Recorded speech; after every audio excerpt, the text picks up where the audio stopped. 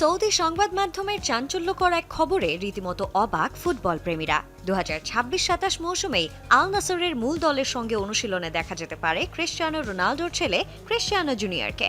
সেই সাথে আল নাসরের বয়সভিত্তিক দলে খেলা এই 15 বছর বয়সী উইঙ্গারকে নিয়ে নাকি বড় পরিকল্পনা করছে ক্লাব কর্তৃপক্ষ। সেই প্রতিবেদনে আরও বলা হচ্ছে, ক্লাব ম্যানেজমেন্ট চাইছে জুনিয়র রোনালদোকে ধীরে ধীরে মূল দলের আবহে বড় করতে। আর সবকিছু ঠিক থাকলে 2026 সালে যখন জুনিয়রের বয়স হবে 16, তখনই দেখা মিলবে সেই মহেন্দ্র ক্ষণের, যেখানে একই ড্রেসিং রুম শেয়ার করবেন বাবা ও ছেলে। জুনিয়রও চান তার বাবার সাথে একসঙ্গে মাঠ মাতাতে। তাই তো কদিন আগেই বাবাকে আরও কয়েক বছর খেলা চালিয়ে যাওয়ার আবদার করেছিলেন জুনিয়র। তবে বর্তমান ফর্ম ও ফিটনেস বিবেচনায় রোনালদোর জন্য 2027 পর্যন্ত খেলা খুব একটা কঠিন হবে সেটাও বলা যাচ্ছে না। এদিকে পিতা পুত্রের খেলার মাঠের এই সন্ধিক্ষণ দেখানোর এই সুযোগ হাতছাড়া করতে চায় না আল নাসর।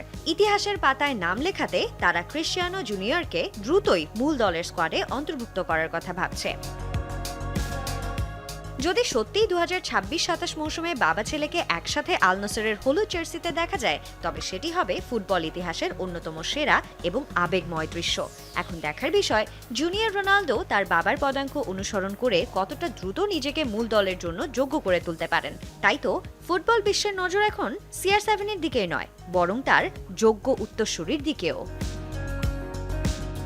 Sanjana Ivy, Jamuna sports.